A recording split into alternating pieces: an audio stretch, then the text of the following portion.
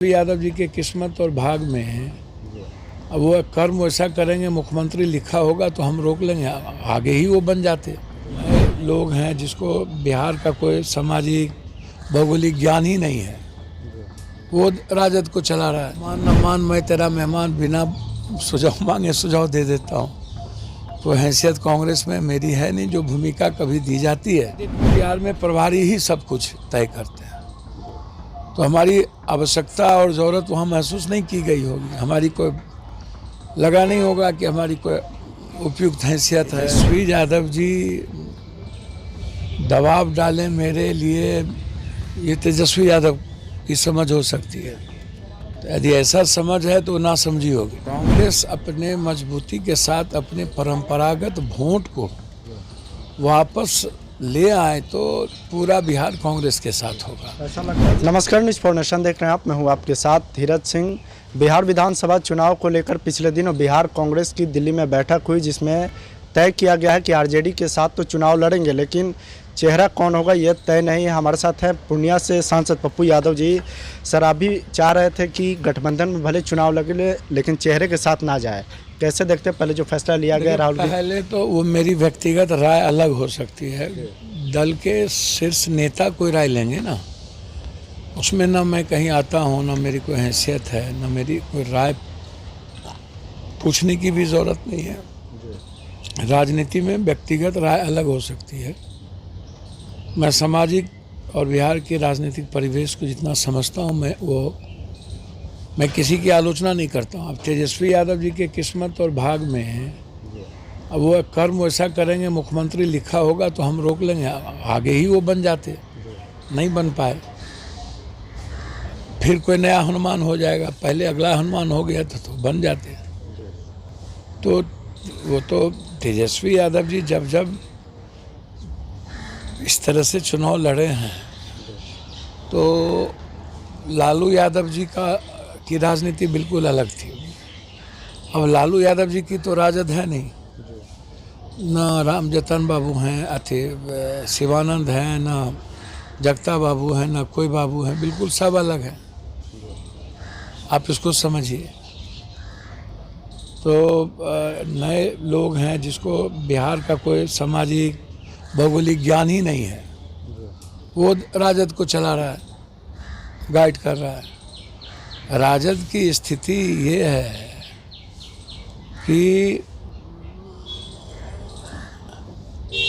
बिना माँ बाप का लोटा होता है सो। आज के डेट में राजद के साथ आप उठा करके देखिए, वर्तमान नेतृत्व की बात मैं कर रहा हूँ, वर्तमान नेतृत्व के साथ यदि आप सामाजिक आधार को ढूंढिएगा तो माइनॉरिटीज़ भी कांग्रेस के चलते साथ हो जाता। सामाजिक आधार ईबीसी पहले ही राजद के वर्कर के आचरण व्यवहार के चलते बिल्कुल अलग थलग पड़ जाते हैं राजद से। किसी जात और समाज के कारण नहीं, राजद के वर्कर के कारण। अपर कास्ट का आप जान ही रहे हैं कि अपर कास्ट के बारे में कभी राजद के नेतृत्व का कुछ राय रहता है, कभी कुछ राय रहता है। तो वो उनका लाइन ऑफ एक्शन भी एक नहीं है। तो बिहार की राजनीति में क्या होगा ये तो समय और वक्त बताएगा। कांग्रेस के तरफ लोग देख रहे हैं, चाहे ऊंची जात के हों, चाहे ईबीसी हो, चाहे कोई भी।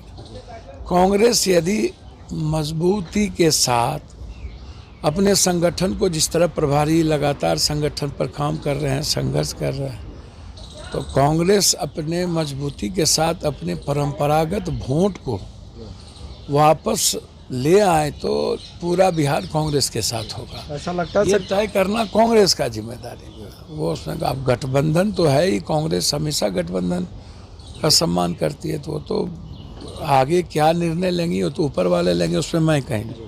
लेकिन तेजस्वी यादव को लेकर ऐसा लगता है सर कि बिहार कांग्रेस में ही कन्फ्यूजन की स्थिति बनी हुई, चूँकि प्रभारी ने कहा कि बिना चेहरे के हम लोग चुनाव में जाएंगे।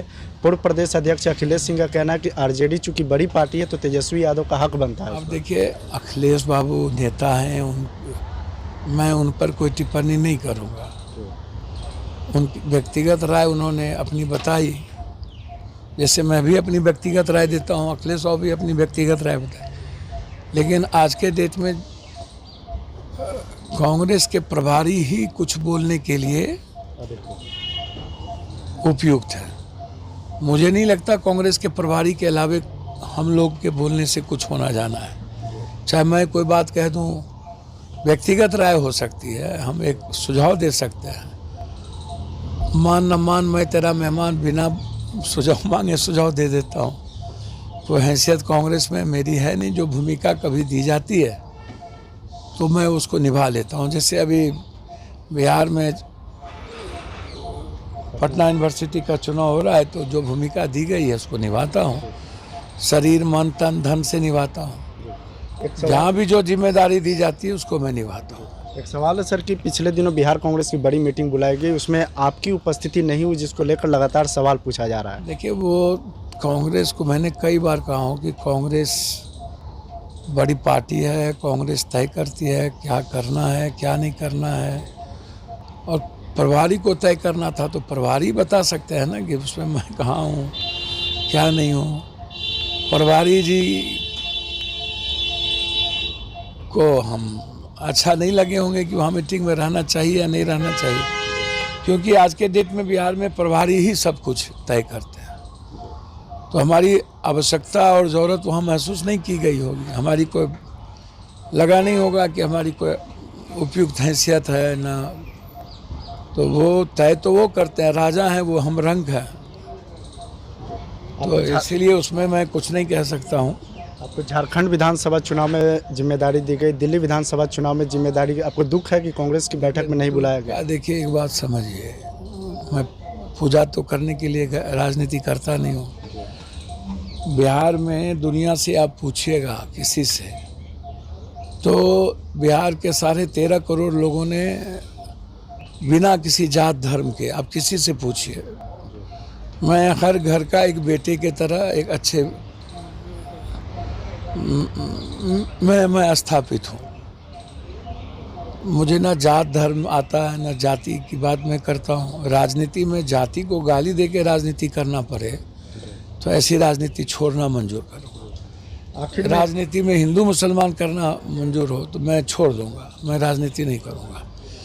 ये मेरा स्वभाव भी नहीं है, मैं करूँगा भी नहीं। तो मैं आपको बहुत क्लियर बता दूँ कि आप इसको समझिए कि कांग्रेस ने जब जब जो भूमिका दी है मैं उसको निभाता हूँ, उसको मैं निभाऊंगा। बिहार की राजनीति मेरी उपयोगिता है या नहीं है, ये कांग्रेस को समझना है। लेकिन मैं ऐसा मानता हूँ कि 2025 का चुनाव में मजबूत और अच्छे नेतृत्व की ज़रूरत है। बिहार बदलाव चाहता है तो निश्चित रूप से वक्त तय कर देगा कि मुझे क्या करना है।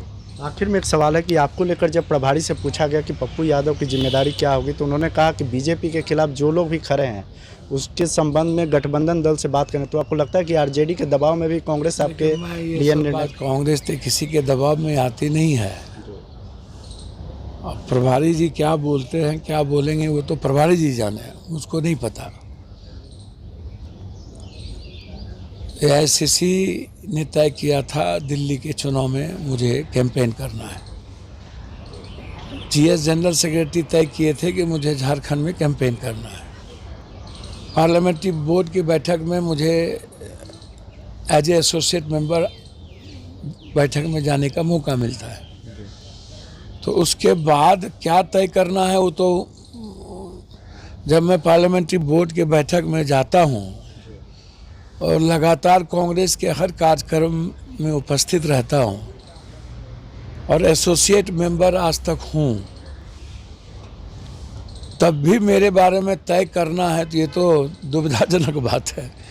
ये तो सोचनीय आश्चर्यजनक बात है कि सारी परिस्थितियों के साथ मैं कांग्रेस के हर विचारधारा के साथ खड़ा हूँ, अपने नेता के साथ खड़ा हूँ। देखिए, मैं आरजेडी के दबाव वबाव की बात नहीं है। तेजस्वी यादव जी दबाव डालें मेरे लिए, ये तेजस्वी यादव की समझ हो सकती है। तो यदि ऐसा समझ है तो ना समझी हो गया।